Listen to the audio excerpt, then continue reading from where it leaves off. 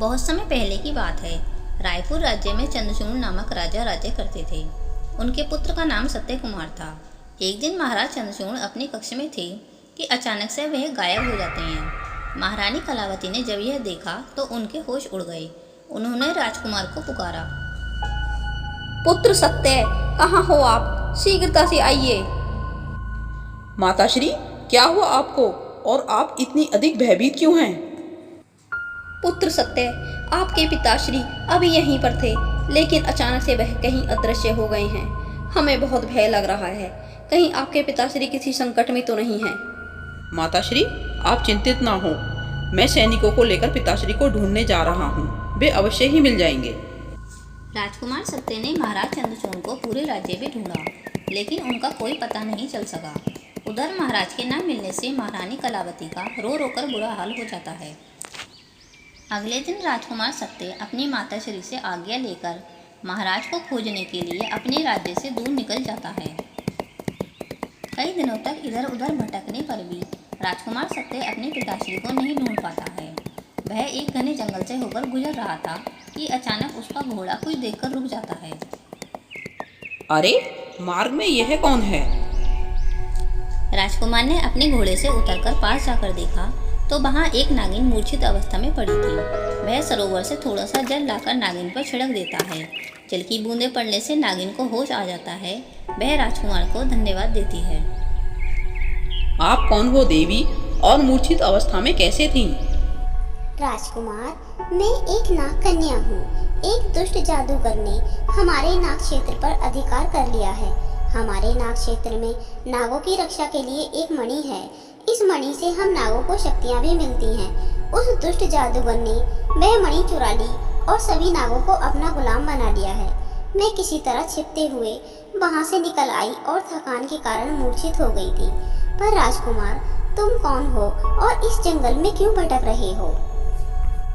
राजकुमार सत्य नागकन्या को अपनी सारी कहानी बता देता है।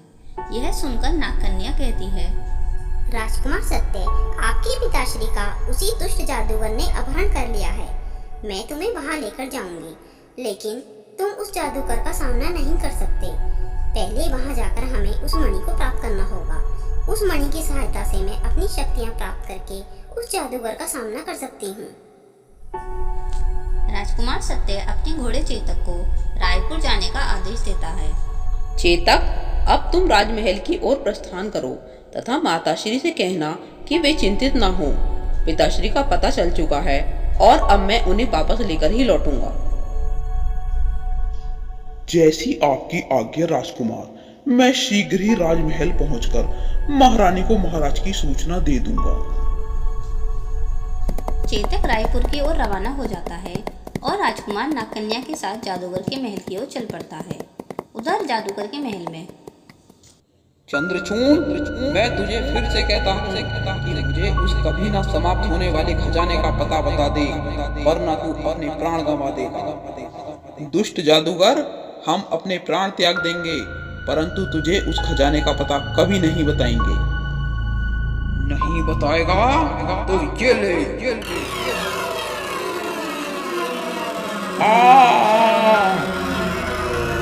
जादूगर महाराज चंद्रचूड़ को यातना देकर चला जाता है। तभी वहां नागकन्या राजकुमार को साथ लेकर पहुंच जाती है। राजकुमार अपने पिताश्री की हालत को देखकर दुखी हो जाता है। पिताश्री, ये क्या हो गया आपको? आप कुशल तो हो ना?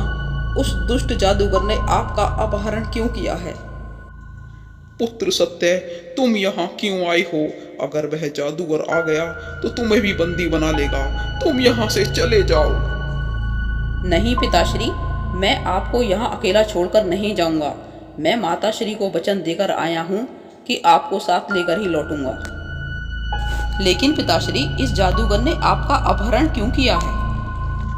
पुत्र सत्य, यह बात उस समय की है जब हम युवा थे।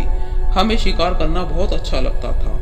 एक दिन जब हम शिकार करने गए तब हमारा तीर गलती से एक नाग को लग गया और उस नाग की मृत्यु हो गई। तभी वहां आकाशवाणी हुई कि जिस दिन हमारे राज्य में छिपा खजाना बाहर आएगा, उसी दिन हमारे संपूर्ण राज्य का विनाश हो जाएगा।